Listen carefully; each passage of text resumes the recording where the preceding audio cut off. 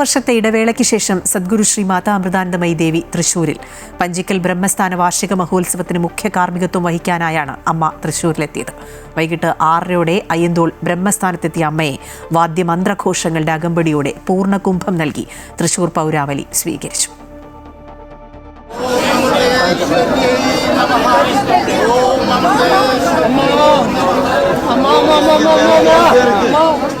കോഴിക്കോട് ബ്രഹ്മസ്ഥാന വാർഷിക മഹോത്സവ ചടങ്ങിന് ശേഷമാണ് അമ്മ തൃശൂരിലെത്തിയത്. തൃശൂർ ബ്രഹ്മസ്ഥാനത്തെത്തിയ അമ്മയുടെ നേതൃത്വത്തിൽ പ്രസാദ വിതരണവും ധ്യാനവും സത്സംഗവും നടന്നു.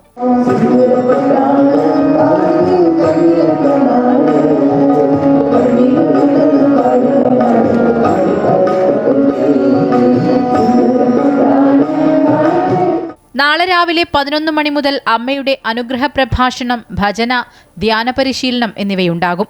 അതിനുശേഷം ഭക്തർക്കായുള്ള ദർശനം ആരംഭിക്കും. മഹോത്സവത്തോടനുബന്ധിച്ച് ബ്രഹ്മസ്ഥാനത്ത് ലളിതാ സഹസ്രനാമാർച്ചന 2 ദിവസങ്ങളിലും നടക്കും. രാഹുദോഷ നിവാരണ പൂജ, ശനിദോഷ നിവാരണ പൂജ, ഉദയാസ്തമന പൂജ, മഹാഗണപതി ഹോമം എന്നിവയും സവിശേഷമായ പൂജകളും ചടങ്ങുകളും ഉണ്ടായിരിക്കും.